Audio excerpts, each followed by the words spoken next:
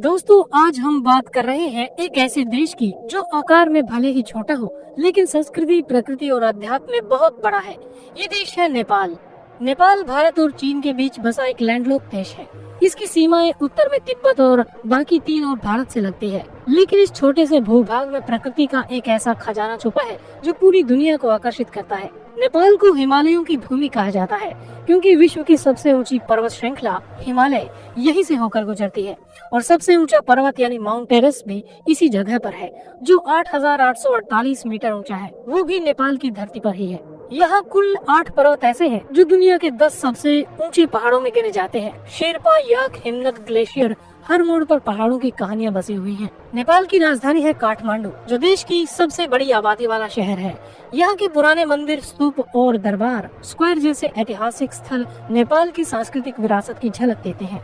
अब बात करें नेपाल की जनसंख्या की, तो करीब 3 करोड़ लोग इस देश में रहते हैं। यहाँ की मुख्य भाषा नेपाली है, लेकिन हिंदी, मैथिली, भोजपुरी, थारू और अंग्रेजी भी यहाँ के लोग काफी जानते हैं। धर्म की बात करें तो नेपाल कभी दुनिया का एकमात्र हिंदू राष्ट्र हुआ करता था। आज भी यहाँ करीब 80% लोग हिंदू धर्म में आस्था रखते हैं। वैसे तो भारत में भी 80% से ज्यादा लोग हिंदू धर्म में विश्वास रखते हैं, लेकिन नेपाल एक सेल्फ डिक्लेयर्ड हिंदू कंट्री है।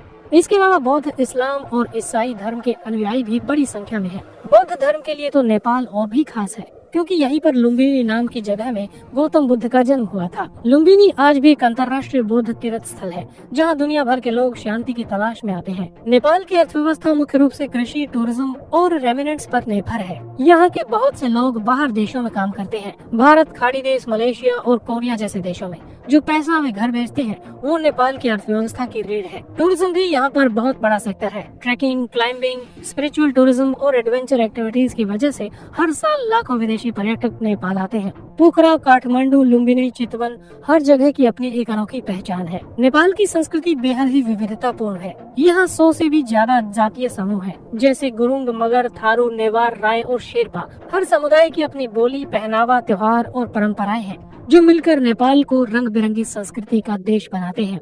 अब बात करते हैं प्रशासनिक ढांचे की।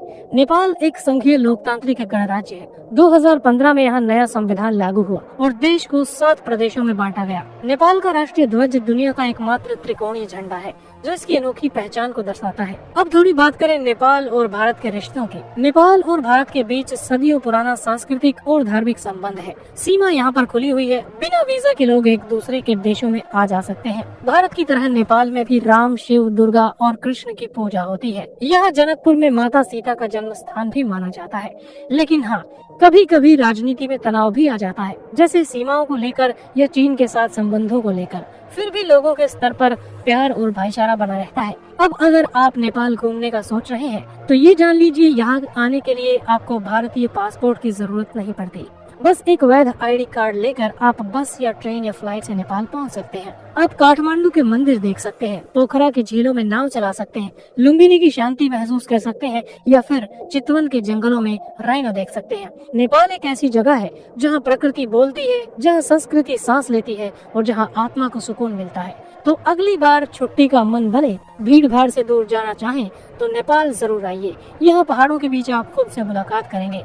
वीडियो अच्छा लगा तो लाइक जरूर करें, शेयर करें और जुड़े रहिए ताकि ऐसी वीडियोस आपको मिलते रहें।